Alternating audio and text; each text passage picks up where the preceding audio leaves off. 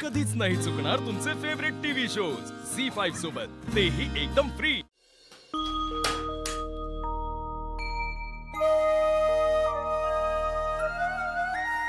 रुपाली, काय झालं ग? अमोलला बोलवायला गेली होतीस ना तू? हो, अहो पण तो येणारच नाही म्हणतोय, जेवायचंच नाही मला असं म्हणतोय। अहो रुपाली ताई, त्यांना काय खाल्लेलं पण नाही, म्हणजे दुपारी थोडंफार खाल्लेलं, त्याच्यावर खोलीत बसून आहे तो तसाच आहे। आपण त्याच्यापासून त्या डेड बॉडी बद्दल लपवून ठेवलं होतं ना, ते सगळं कळलंय त्याला आता। काय तर देवा, आप्पी नसल्यापासून आधीच ते हटवादीपणा करतोय। बापू कसं समजून सांगायचं आता त्याला? मामनजी, आता तो फक्त भाऊजींशीच बोलणार आहे असं म्हणतोय।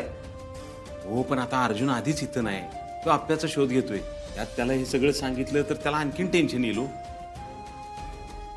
हो बापू, पण आता अमोलनं काही खाल्लं नाही ना, तर पुन्हा चक्कर येऊ शकते। पर्याय म्हणून का होईना अर्जुनला कळवावंच लागेल या ठिकाणी। स्वप्नील सर, सगळं बरोबर आहे, पण अहो अर्जुनच्या मागचा ताप काय संपन्नच झालाय हो। आता आपल्याला अमोल आणि अर्जुन दोघांना पण सांभाळावं लागणार आहे। ती सापडलेली बॉडी आप्याची नाहीये हे जरी खरं असलं ना, तरी अर्जुनला अजून आप्या सापडलेली नाही हे पण तितकंच सत्य आहे। बापू पण ताजी शोध घेता येतच की, दिदी नक्की सापडेल। दिप्या, हे आपल्याला कळतंय, पण लोकांना कळणार आहे का? अर्जुन पोलीस आहे, त्याच्यावरती प्रश्न उठवणारी माणसं काय कमी आहेत का? काय का असं ना, अर्जुननं एकदाच आपल्याला शोधून सगळ्यांना उत्तर दिलंच पाहिजे। खरंय, अर्जुनला यश यावं एवढीच देवाकडे प्रार्थना आहे माझी। अर्जाला आपल्याला सांभाळावं लागणारच आहे।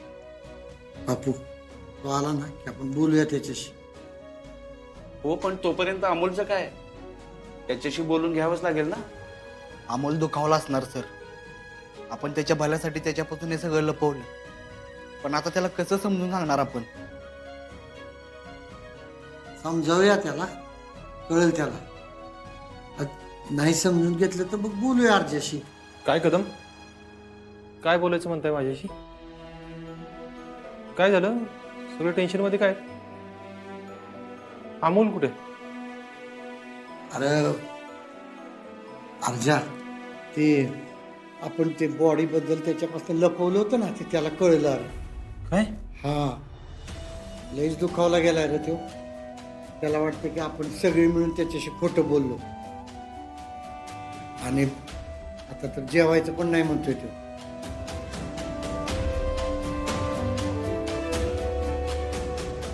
भाऊजी, तो फक्त आता तुमच्याशीच बोलणार आहे म्हणत होता। अरे तुम्ही फोन करायचा ना मला मग पटकन।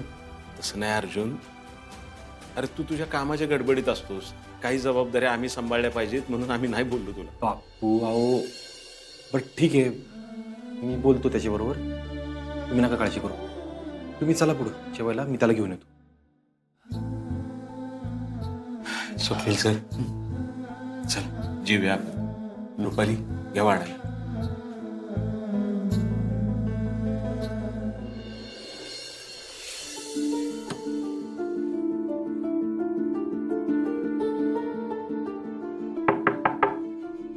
अमोल बाळा, दार उघड।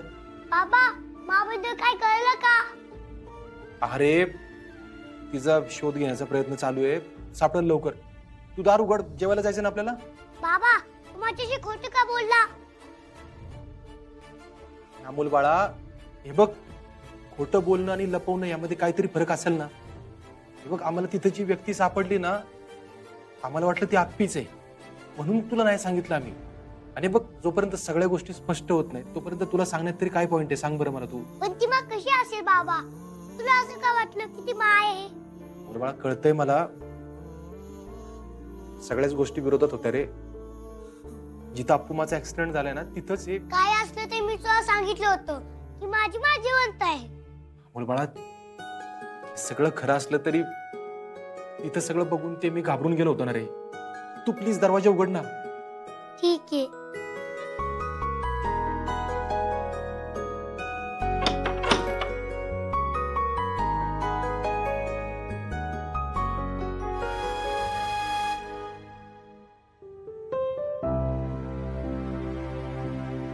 अमोल बाळा सॉरी. बाबा हे तुम्हाला हे सकाळी जरी सांगितलं असतंच तरी मी घाबरलो नसतो. मला माहितीये की माझी माँ येणार म्हणजे येणार. अमोल बाळा तुझ्यासारखा मनाचा साधेपणा, आईबद्दलचं प्रेम मनात कुठून जागा करू ना तेच कळा ना मला.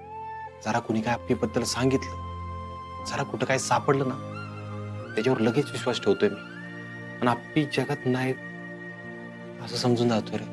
माझी माँ प्रॉमिस कधीच तोडत नाही हे लोकांना माहित नाहीये, पण तुला माहितीये ना. हा. मग असं काही सापडलं तरी तुम्हाला शोधत राहा. बघ मला नक्की सापडेल. अमोल बाळा रे, आठवडा झाला ऍक्सिडेंट होऊन, तरी पण आपल्या हातात अजून काहीच नाही ना. बाबा बापू बोलतात की मा अडचणीच असेल, तिला यायला जमत नसेल म्हणून ती येऊ शकत नाही, पण आपण तिला घेऊन येऊ शकतो ना. अरे अमोल बाळा, पण तुला एवढी खात्री काय आहे? कारण माने मला एके दिवशी नियतीबद्दल सांगितलं होतं. नियती आपल्यासाठी जे चांगले तेच करते. अमोल बाळा तू लहान आहेस अजून. या नियतीने ना कधीच आपल्या बाजूने कौल दिला नाही रे. आणि बघ अप्पूमाबद्दल ज्या काही गोष्टी आपल्याला कळतात, ज्या काही शक्यता आहेत ना त्या आता आपल्याला मान्य करायला पाहिजे. बाबा मला एवढं कळत नाही, पण माझी माँ मला कधीच सोडून जाऊ शकत नाही. ती येणार म्हणजे येणार, बघच तू. अरे अमोल बाळा, पण मी आपल्याला सगळीकडे शोधलं, एकदा नाही 2 वेळा शोधलं, पण पण काय बाबा तू ते आता शोधणार नाहीस का? तू नाही शोधलं तर मी जाईन बरं का शोधायला. नाही नाही नाही नाही नाही नाही, मी आपल्याला नक्की शोधेन, नक्की शोधेन. हं? तेच बाबा, माझा तुझ्यावर पूर्ण विश्वास आहे. तू मला नक्की घेऊन येणार. बरं चला आता आवरून घेऊ, जेवायला जायचं ना. हो बाबा. आलू फ्रेश होऊन.